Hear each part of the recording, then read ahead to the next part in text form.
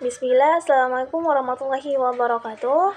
Di sini saya akan menjelaskan 10 jurnal dari resume teman saya yang berjudul Jurnal Akhlak Tasawuf tentang Akhlak Tasawuf Falsafi.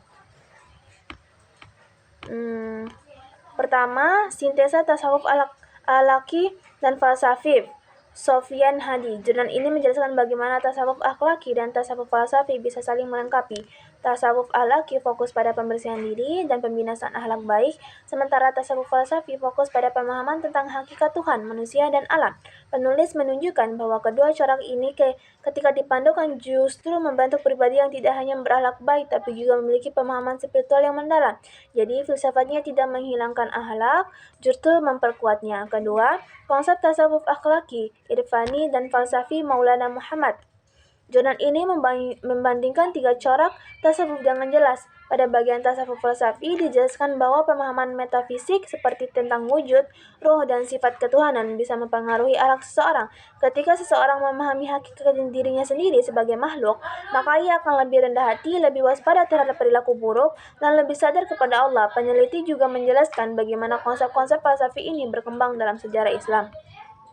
Ketiga, epistemologi tasawuf sebagai nilai pembinaan akhlak, Hadhara Rajab. Jurnal ini fokus pada bagaimana pengetahuan dalam tasawuf diperoleh, seperti melalui kasyf, ilham, dan pengalaman batin. Penulis menunjukkan bahwa proses memperoleh pengetahuan itu membuat hati seseorang lebih bersih dan lebih sensitif pada kebaikan. Karena itu, akhlak dalam tasawuf falsafi tidak muncul dari aturan luar, tetapi dari kesadaran batin yang mendalam.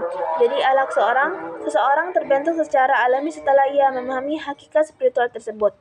Keempat, tasawuf falsafi dan pembinaan ihsan, Hadhara Rajab.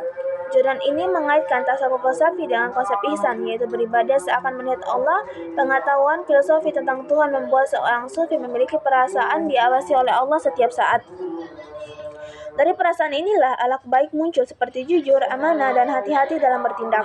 Penulis juga menjelaskan bahwa tasawuf falsafi bisa digunakan dalam pendidikan Islam untuk membangun karakter yang lebih matang.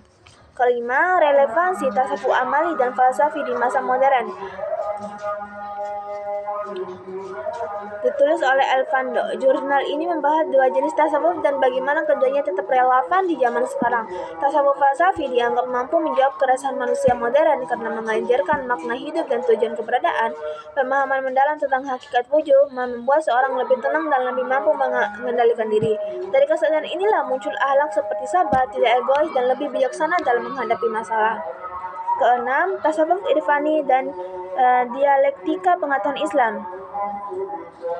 Farhan. Jurnal ini menjelaskan hubungan antara pengetahuan sofistik dan bentuk-bentuk akhlak. Tasawuf falsafi yang memadukan pengalaman batin dengan pemikiran metafisik membuat seseorang memahami hubungan dirinya dengan Allah secara lebih mendalam.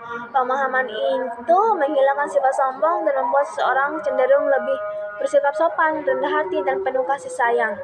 Intinya pengetahuan yang benar melahirkan akhlak yang benar. Ketujuh, dari tasawuf awal hingga neo-sufisme.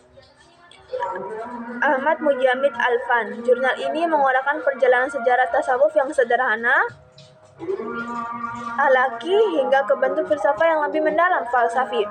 Pada bagian tasawuf falsafi dijelaskan bahwa para sufi filsuf seperti Ibnu Arabi mengembangkan konsep-konsep tentang wujud dan ketuhanan.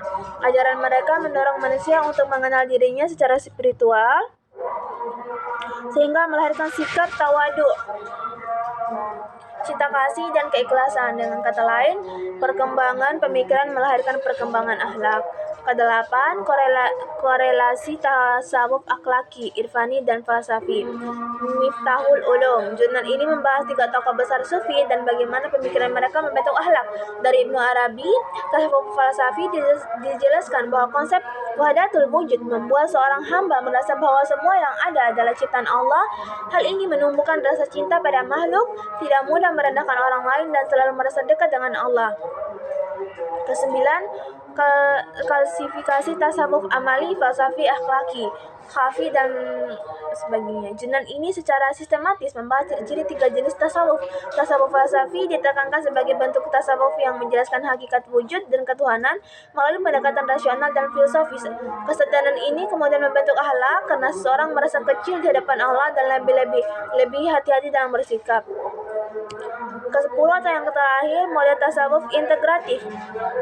Jurnal ini menyatukan 3 jenis tasawuf, akhlaki, irfani, dan falsafi. Penulis menjelaskan bahwa tasawuf falsafi berperan memberikan kerangka berpikir yang mendalam tentang hakikat manusia dan Tuhan. Pemahaman ini membantu membangun karakter yang stabil, lebih dewasa, dan berakhlak luhur. Dengan menggabungkan pemikiran falsafi dan latihan akhlaki, terbentuklah manusia yang utuh secara spiritual. Sekian dari penjelasan saya, semoga mudah dipahami. Bila saya ada salah kata, saya mohon maaf. Wassalamualaikum warahmatullahi wabarakatuh.